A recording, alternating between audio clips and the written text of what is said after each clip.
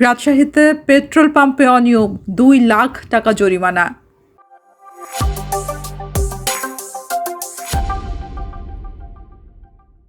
তেল বিক্রিতে অনিয়ম, মজুতের সঠিক হিসাব না থাকা এবং গ্রাহকদের রসিদ না দেওয়ার অভিযোগে রাজশাহীর পবা উপজেলায় একটি পেট্রোল পাম্পকে 2 লাখ টাকা জরিমানা করেছে ভ্রাম্যমাণ আদালত।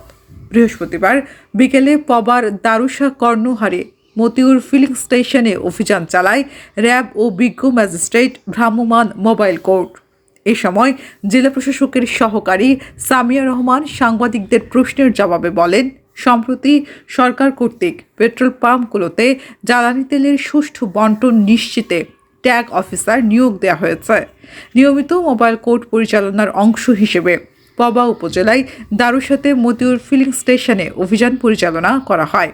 সেখানে মনিটরিং শুরু করার পর পাম্পটির কার্যক্রমে ব্যাপক বিশৃঙ্খলা ও বেশ কিছু গুরুতর অনিয়ম ধরা পড়ে।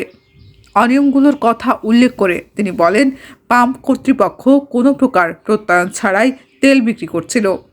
তেল দেওয়ার পর ভোক্তাদের যে একটি স্লিপ বা রিসিট দেওয়ার কথা সেটিও তারা দিচ্ছিলেন না এবং এমন কোনো রিসিট তারা দেখাতেও পারেননি। এছাড়া তাদের কাছে প্রয়োজনীয় তথ্যের কোনো আপডেট নেই। মজুদ সম্পর্কে তিনি জানান, ওনারা যেই পরিমাণ তেল ওনারা এখানে মজুদ দেখাচ্ছেন সেটা চেক করারও কোনো ব্যবস্থা নেই। এই সব কিছু মিলিয়ে ওনাদের বিরুদ্ধে আমরা 2 লাখ টাকার মতো জরিমানা করেছি অপরাধগুলো আমলে নিয়ে। এ সময় প্রশাসনের নিয়মিত মনিটরিং অফিসার এবং র্যাব 5 ও সংশ্লিষ্ট ট্যাগ অফিসাররা উপস্থিত ছিলেন। তামান্না ইমাম, রাজশাহী প্রেস, রাজশাহী।